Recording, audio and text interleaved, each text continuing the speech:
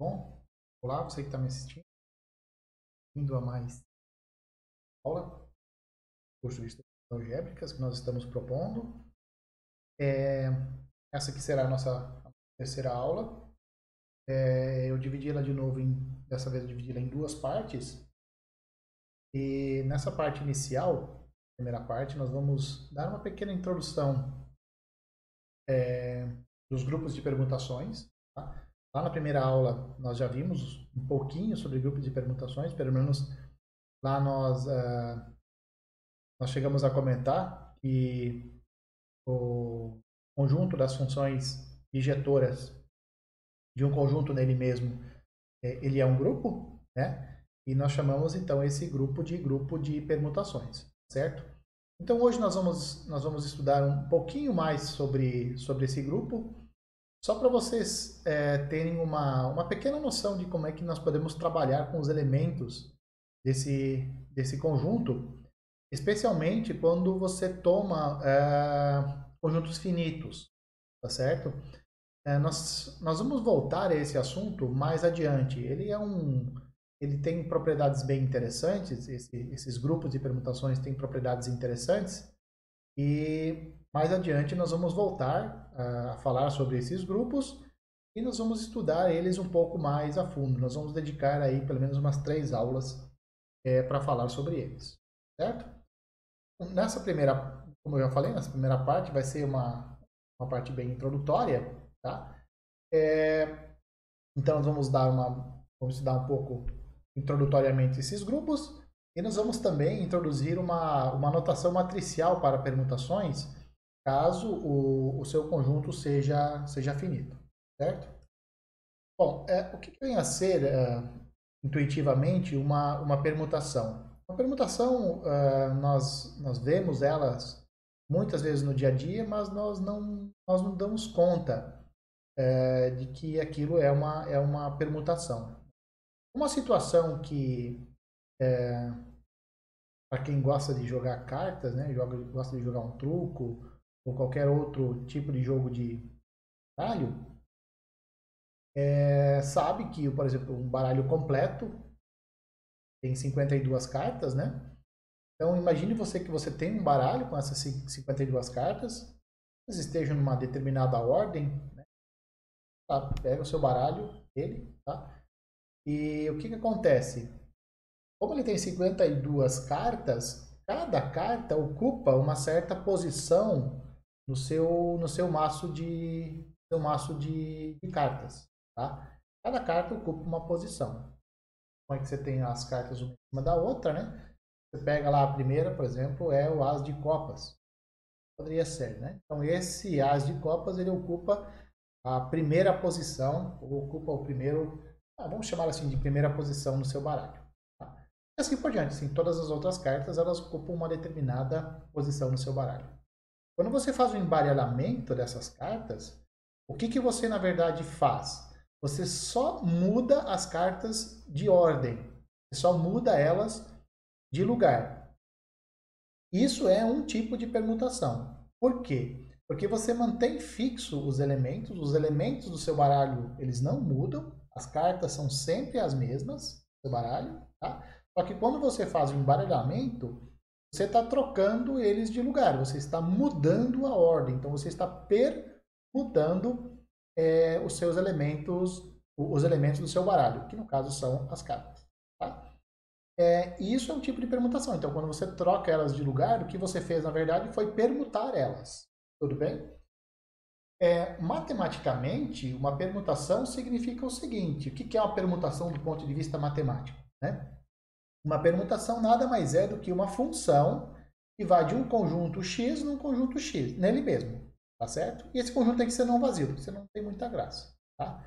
Então, funções bijetoras de x em x, essas funções são chamadas, então, de permutações. Se você colecionar todas as funções bijetoras de x, só as bijetoras, tá? Você tem um grupo, ele é um grupo com a composição de funções. Alguns livros chamam esse grupo de grupo simétrico de x, ou então outros livros também chamam esse grupo de grupo das permutações de x.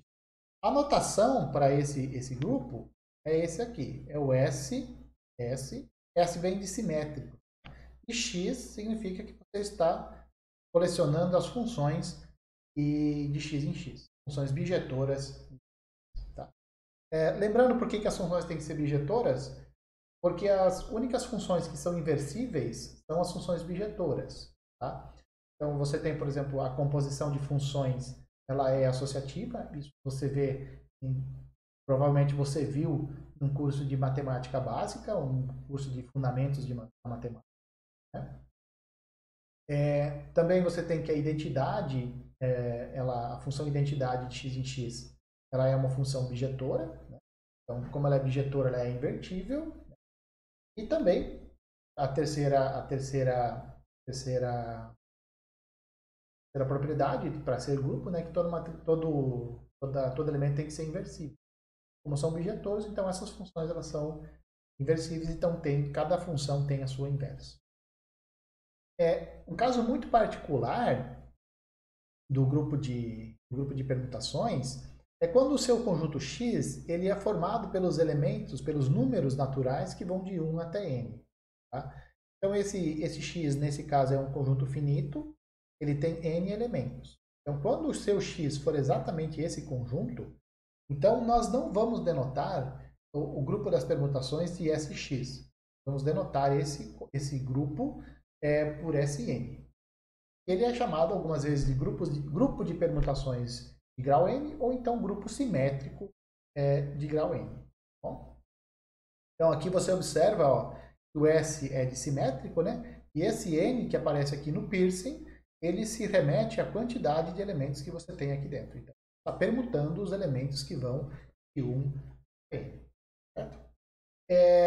Quando você pode fazer uma simples contagem e você pode determinar, nesse caso, no caso em que o x é finito, quantos elementos tem no grupo simétrico, grau n. Tá? Então, por exemplo, vamos tentar fazer quantas possíveis funções você tem. Então, vamos tentar montar uma bijeção desse conjunto X nele mesmo. Então, você tem que me dizer qual vai ser a imagem do 1. Primeira coisa. Então, para você dizer quem vai ser a imagem do 1, observe que você tem N possibilidades para a imagem do 1. Certo? Agora, para a imagem do 2, você já não tem mais N possibilidades. Por que você não tem mais N possibilidades? Porque se você quer que a sua função seja bijetora, para ser bijetora, ela tem que ser injetora. Tá? Né? Então, se você escolheu que a imagem do 1 vai ser o 3, a imagem do 2 não pode ser o 3, senão a função não seria injetora e, portanto, não seria bijetora. Tá? Então, uma vez escolhido a imagem do 1, a imagem do 2 não pode ser igual à imagem do 1, por causa da injetividade. Tá? Então, para a imagem do 2, você tem n menos uma possibilidades. Agora, o 3, que não está aqui, mas o 3, você não tem n e nem n menos uma possibilidades de imagem. Você tem n menos duas possibilidades de imagem, porque dois números desse conjunto você já escolheu para a imagem de 1 e para a imagem 2. Tá? E assim você vai indo. Quando você quiser escolher a imagem do n, você vai ter apenas uma possibilidade de escolha para a imagem de n, quando você quer montar uma função. Então, para a imagem de 1 são n possibilidades, e para a imagem do 2 são n menos uma possibilidades, e para o 3 são n menos 3 possibilidades, assim por diante, até chegar no n. O princípio multiplicativo, já que você tem que escolher a imagem do 1 e a imagem do 2 e a imagem do 3 e assim por diante, então, pelo princípio multiplicativo, o número de funções bijetoras que você tem é n fatorial. Tá? Então, nós sabemos exatamente quantos elementos tem no grupo simétrico de grau n. Então, no caso, n fatorial. Se você pegar esse seu n como sendo só o 1, então o Sn tem apenas uma função bijetora, que no caso é a identidade. Leva 1 no 1 e acabou. Se o seu conjunto tem o número 1 até o número 2, ou seja, se o seu n for 2, então aqui você tem 2 fatorial, 2 fatorial é 2, então você tem duas funções. Tá? Quais seriam essas funções? A identidade leva 1 no 1 e o 2 no 2, e a outra função leva o 1 no 2 e o 2 no 1. Então, essas seriam duas, e assim por diante. Tá? Quando o seu n é maior que 2, ou seja, quando o seu n, por exemplo, é 3, então aqui você já tem 6 possibilidades, ou seja, aumenta um pouco mais. Se seu n for 4, aqui dá aqui vai dar 24. Então o S4 tem 24 elementos. O S5 são 120 elementos. E assim por diante, né? Então esses grupos aqui, em geral, eles têm ordens muito grandes. A partir do 5, as ordens são bastante elevadas. O S6, por exemplo, tem 720 funções, 720 elementos. E assim por diante. Né?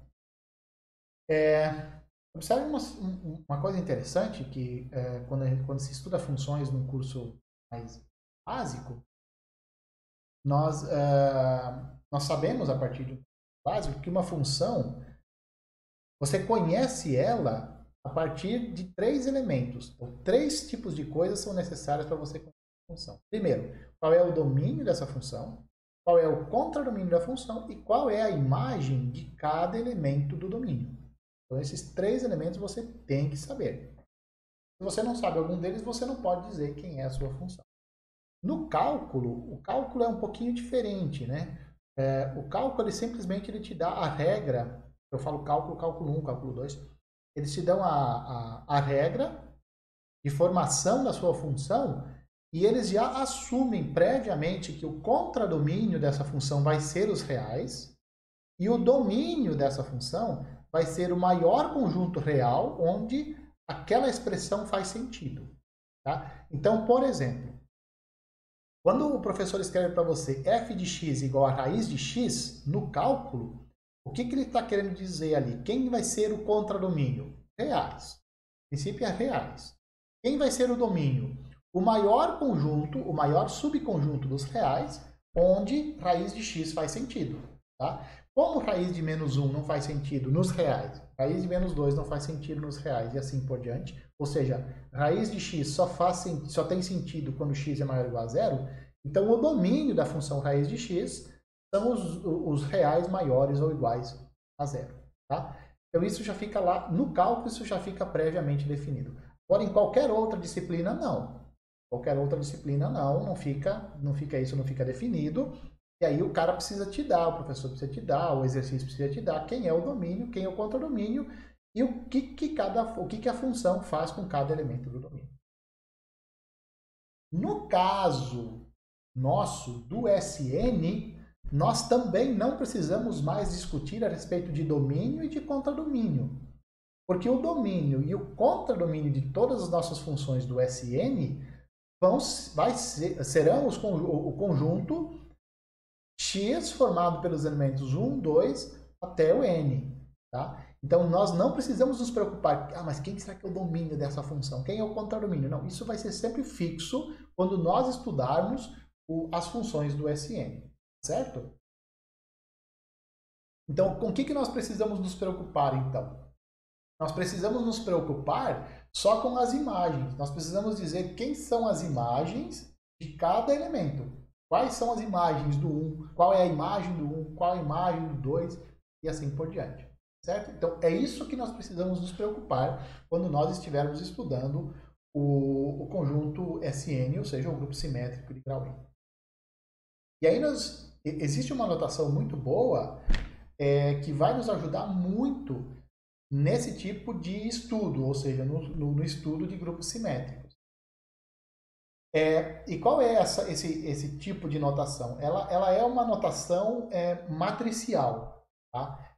Então, para nós, o que vai ser uma permutação de grau N? Ou seja, o que vai ser um elemento do grupo simétrico de grau N? Tá? Então, para nós vai ser uma expressão matricial que tem 2 linhas.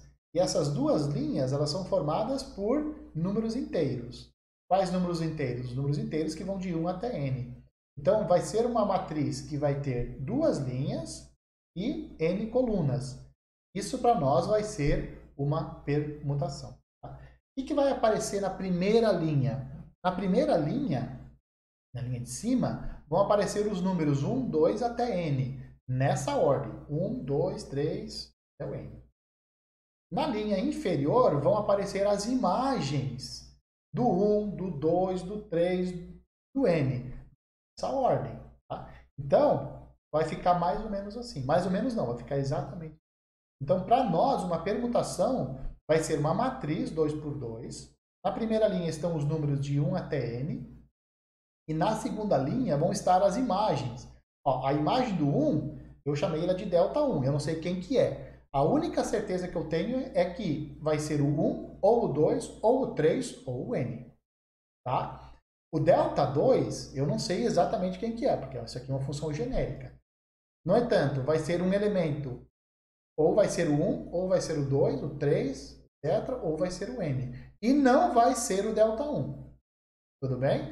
Então, aqui embaixo, na segunda linha da nossa matriz, vão aparecer esses números que estão aqui na primeira, só que, eventualmente, eles vão estar de maneira bem bagunçada. Tá? Então, isso para nós vai ser uma... Isso é o que nós vamos... Assim, nós vamos denotar os elementos do SN. Por enquanto. Por enquanto. Daqui a pouco nós vamos ver outra notação. Mas, por enquanto, vai ser essa. Vamos nos ater a essa daqui. Certo? E como é que fica, então, a composição de duas funções ou de duas permutações com esse tipo de notação? Tá? Então, vamos lá. Vamos supor que você tem uma permutação delta do SN, uma permutação beta também do SN. Então, a notação para a função delta é assim. Para a função beta, ela é dessa forma. E eu quero saber como é que vai ficar a composição beta com delta nessa nova notação. Como é que eu vou escrever a composição com a nova notação? Então, não tem jeito. Na primeira linha, segundo a nossa regrinha aqui, ó, olha só, a linha superior possui os números de 1 a n nessa forma. Na primeira linha, obrigatoriamente vão ter que aparecer os elementos de 1 até n.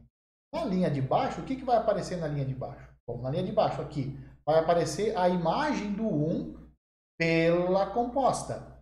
Ora, a imagem do 1 por essa composta aqui, ó, a composta é delta com beta. Então, vai ser isso daqui. Esse vai ser o elemento, o primeiro elemento da segunda.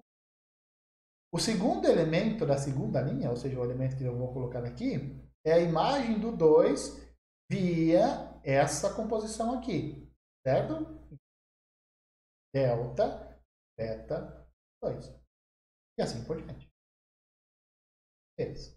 Então, como é que eu vou saber esse elemento aqui? Bom, determinar esse elemento, eu venho na minha beta, olho para a minha beta. A beta manda 1 no beta 1.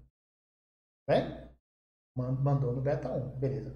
Esse beta 1 vai ser um número de 1 a n. Eu não sei quem é, mas vai ser um deles. Bom, ele vai aparecer nessa lista aqui de cima. Aparecer nessa linha da delta aqui. Vai ser. E tem o delta, aqui vai ter o beta 1 vai ser um número de 1 até n. Vai aparecer aqui. Certo? E aí eu olho para ele. Olho para ele e vejo aonde que a delta vai mandar o beta 1. Eu vejo esse elemento aqui, esse eu coloco ali. Então, vamos fazer uma seguinte imaginação. Vamos imaginar. Então, olha só. Vamos imaginar que a beta manda 1 no 2. Vamos imaginar isso.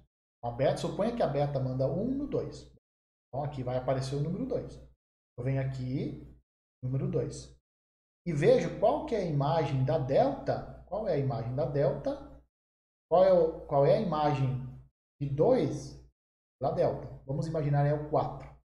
Vou aqui, coloco o número 4. Daqui a pouco vai ficar mais explícito como que você pode fazer uma composição. Lembra que eu falei para vocês que à medida que o n vai crescendo, o número de funções bijetoras vai ficando muito grande? O S1 é fácil, só tem um elemento. O S2 é fácil, só tem elementos. O S3 tem 6 elementos, então é possível determinar todos eles. Tá? Então, nós vamos determinar agora quem são esses elementos usando a nossa notação. A primeira função que aparece é a função identidade. A primeira que você cria. Não comece com as coisas complicadas, né? Com as coisas fáceis e comece com a identidade sempre. Tá? Eu não sou bobo, eu vou garantir meu meio ponto e vou criar a primeira função de identidade. Ela leva o 1 no 1, o 2 no 2 e o 3 no 3. Pô, percebe? Você sabe tudo que você precisa saber sobre identidade, você sabe. O domínio é esse, o contradomínio é esse, e aqui estão as imagens de cada elemento. Então pronto, já está. Vamos para a delta 2. Tá? Como é que você... Desculpa, delta 1. Como é que a delta 1 faz? Bom, a delta 1. Quem é a imagem do 1? O 2. Quem é a imagem do 2? 1. Quem é a imagem do 3? 3. Então isso é delta 1. Delta 1 tem esse domínio aqui, tem esse contradomínio. A imagem do 1 é 2, a imagem do 2 é 1, e a imagem do 3 é 3. De novo, acho que eu me confundi. A imagem do 1 é o 2, a imagem do 2 é o 1, e a imagem do 3 é o 3. Quem é a delta 2? Então, para a gente, delta 2 é a função de x em x, leva 1 no 1, o 2 no 3 e o 3 no 2. Entendeu? Aqui estão as imagens, tá? Delta 3. Delta 3 leva 1 no 3, 2 no 2 e o 3 no 1. Tá? A delta 4. Leva 1 no 2, o 2 no 3, 3. Tudo bem isso? Isso é a delta 4. Eu chamei ele de delta 4. E a delta 5, então, leva o 1 no 3, leva o 2 no 1, leva o 3 no 2. Essa forma matricial, ela é muito boa, porque você vê exatamente o que está acontecendo. Tá? Então, para você ver a função, para você ver ela, o que está acontecendo aqui? Você sabe exatamente o que cada elemento, o que a função faz com cada elemento. Né? É um pouco desconfortável, você há de concordar comigo, quando o seu n, por exemplo, for 20. Quando o seu n for muito grande. Então, uma função do S20 é uma matriz 2 por 20. Então, você teria 20 colunas. Isso ocupa muito espaço. Né? É ruim de escrever e tal. Então, essa é a desvantagem dessa notação matricial. Mas ela é boa para n's pequenos. E aí agora, ó, nós vamos então calcular. Nós vamos calcular algumas composições aqui. Vamos calcular pelo menos. Então, olha só. Nós vamos calcular a composta ΔI com ΔII. Observe a ordem aqui. Lembra? A composição, o x vai aqui, não vai? Na composição, o x sempre vai no lado direito. Então, a primeira coisa que você vai fazer é aplicar a ΔI no seu x, ver quanto que vai dar. Depois você vai aplicar o ΔI nessa imagem. Então, no fundo, você vai fazer isso daqui. Essa é a matriz que você quer montar. Essa é a função, essa é a permutação que você quer. Então, vamos lá. Olha só. Por que vai dar isso daqui? Então, vamos olhar. Vamos pegar o 1. Vamos compor ΔI com ΔII. Então, a primeira coisa que nós vamos fazer é aplicar ΔI no 1. Aplicando ΔI no 1, nós obtemos o 1. Certo? Observe que nós obtivemos o 1 como imagem. Agora eu vou aplicar a ΔI na imagem. Então eu vou aplicar o ΔI nesse 1. ΔI no 1 dá 2. Então a composta leva 1 no... Aqui, por que deu 3? Vamos lá. Ó, ΔI aplicado em 2, ΔI aplicado em 2 dá 3. Se eu aplicar a ΔI no 3, ΔI no 3 dá... Vai. Esse último elemento aqui, ó, se você não quiser o último elemento, você não precisa fazer isso daqui. Veja qual é o elemento que ainda não apareceu. Quem não apareceu ainda foi o 1. Então aqui obrigatoriamente tem que ser 1. Por quê? Porque a sua função é bijetora. A composta também é bijetora. Você está compondo funções bijetoras, tá? A composta é bijetora também. Ora, se aqui o 1 não foi no 2, o 2 no 3, o 3 tem que ser no 1. O 3 não pode ser 3. A imagem do 3 não pode ser 3. A imagem de 3 não pode ser 2. Senão a função não seria bijetora. Tá? Mas mesmo assim, vamos ver se isso de fato acontece. E acontece. Vamos ver. Quem é o ΔI? ΔI é a imagem... desculpa, ΔI. O ΔI aplicado em 3. Então, a imagem do ΔI, 3 pelo ΔI é 2. E ΔI leva o 2 no 1. Então, obrigatoriamente, aqui tem que ser. Tá? Agora vamos compor ΔH com ΔH3. Então, ΔH4, ΔH3. Então, vamos primeiro aplicar ΔH3, depois nós vamos aplicar ΔH4. Então, a composta vai ser dessa forma. Né? O que vai acontecer? Vai acontecer aqui, esqueci de dar uns pauses aqui. Enfim. Vamos lá. 1. Vamos ver qual é a imagem da composta pela 1. Opa, desculpa. Aqui, ó. Voltando. Esse elemento aqui, o que nós descobrimos, era o ΔH4, na verdade. Né? Então, ΔH1 composto com ΔH2 é ΔH. Então, vamos lá. Agora vamos calcular então, essa composta aqui, ΔH4. Então, a primeira coisa que nós vamos fazer, nós queremos saber quem vai ser a imagem do 1, quem vai ser a imagem do 1 por essa composta. Então, olha para o ΔH3. ΔH3 leva o 1 no 3. E a ΔH4 leva 3 aonde? Leva 3 no 1. Então, 1 obrigatoriamente vai parar 1. Tá? Agora eu quero saber quem é a imagem da composta, quem é a imagem do 2 pela composta. Vamos lá. ΔH3 aplicado no 2 dá 2. Tá? ΔH4 do 2 dá 3. Então, ΔH3 aplicado em 3 dá 1. ΔH4 aplicado no 1 dá 2. Então, aqui vai o 2. Ou seja, nós obtivemos o ΔH2. Então, essa composta é o ΔH2. Agora, quem é ΔH3 composta com ΔH3? Então, é isso aqui, ó. ΔH3 aplicado em ΔH3. Vamos fazer um pouquinho diferente agora. Vamos lá, olha só. Nós queremos saber quem vai ser a imagem do 1 pela composta. Então, observe. A ΔH3 leva 1, 3 e leva o 3 no 1. Então, a composta aqui vai dar 1. Tá? Agora, vamos lá. Ó, essa daqui. A ΔH3 leva 2 no 2 e o 2 no 2. Então, aqui vai ser 2. Agora, o 3. 3. Vamos lá. ΔH3 leva 3 no 1 e o 1 no 3. Então, isso daqui vai dar 3. Portanto, vai dar a identidade. Tá? Então, a função ΔH3 composta com ela mesma, a função identidade. Nós poderíamos fazer todas as outras possibilidades de operações. Nós não vamos fazer porque é demorado. Mas você pode fazer no conforto do celular, se você quiser. Como você tem 6 elementos na primeira linha e 6 na segunda linha, então a tabela vai se originar, vai ser uma tabela que vai ter 36 elementos, né? Então, tem 36 elementos e você pode ir preenchendo ela. Uma coisa já interessante que você pode perceber aqui é que esse grupo ele não pode ser um grupo comutativo.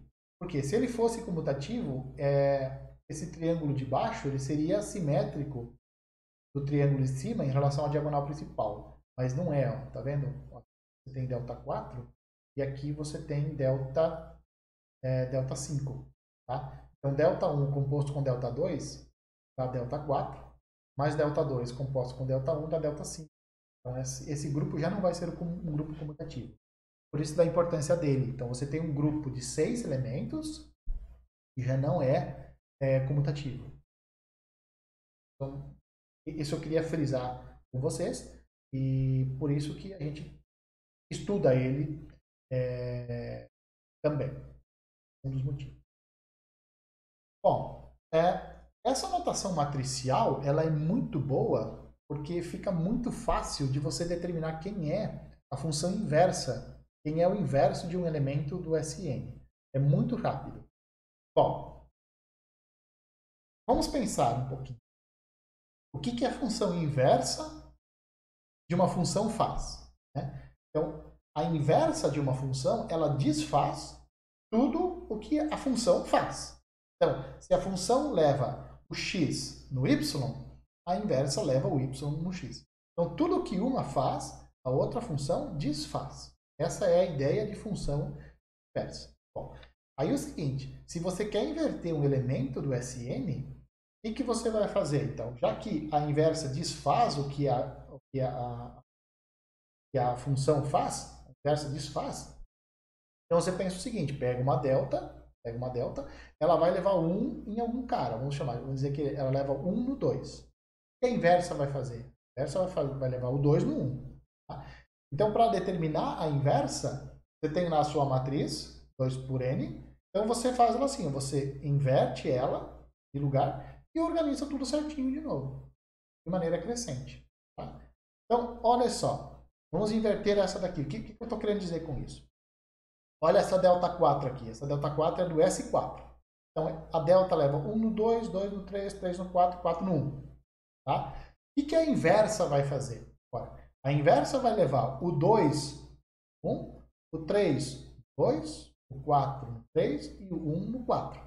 Só que você não pode escrever assim, né? Você não é simplesmente virar, tá, a coisa de cabeça para baixo e deixar daquele jeito.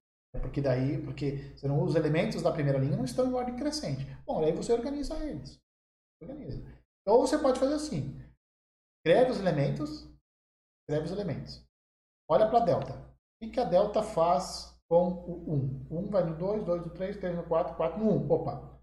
Se a delta leva 4 no 1, a inversa leva 1 no 4. Então aqui você vai colocar o número 4. Olha para a sua delta. Você quer saber o que a delta... a delta a menos 1, o que a inversa de delta faz com o 2? Vem aqui, segunda linha, o 2 vai ter que parar no 1. Tá? O que a inversa faz com o 3? Já que o 3 está aqui, a inversa vai levar o 3 no 2. O que vai acontecer com o 4? Aqui vai ter que aparecer o 3 obrigatoriamente, porque o 3 não apareceu ainda. Então, a inversa vai levar o 4 no 3. E aí fecha. Você sabe como fica fácil? Aquela noção que a função faz, a inversa desfaz. É exatamente isso que nós estamos aplicando aqui. Agora vamos pegar a alfa, essa alfa aqui, que é um elemento do S5, uma permutação de 5 elementos. Olha o que essa alfa faz. Leva 1 no 5, 2 no 1, 3 no 4, 4 no 2, 5 no 3. O que a inversa faz? Então, eu quero saber qual é a imagem do 1 pela inversa. Aqui, o 1, obrigatoriamente, vai parar no 2. O 2 tem que parar no 4.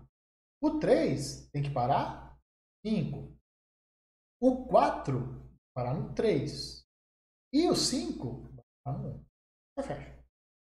Tá? Então, literalmente, você inverte e organiza de novo. Era crescente aqui. Agora, olha a beta.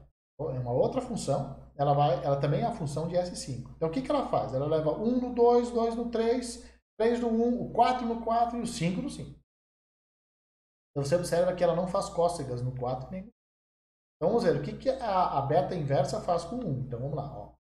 1 vai ter que ser levado no... O 2 vai ser levado no 1. O 3 vai ser levado no 2. O 4 vai ser levado no 4 e o 5 vai ser levado no 5. E aí você... Certo? Bom, essa era a primeira parte, então, da nossa terceira aula. Pode observar aqui, ó, foram 10 slides de 10. Então, nós vamos encerrar esse vídeo por aqui. Deu mais de meia hora de vídeo, não era para ter dado tanta coisa. Eu estou indo bem devagarzinho, realmente para que vocês possam acompanhar com uma certa qualidade que eu acho adequada. Certo? Então, muito obrigado e até o próximo vídeo.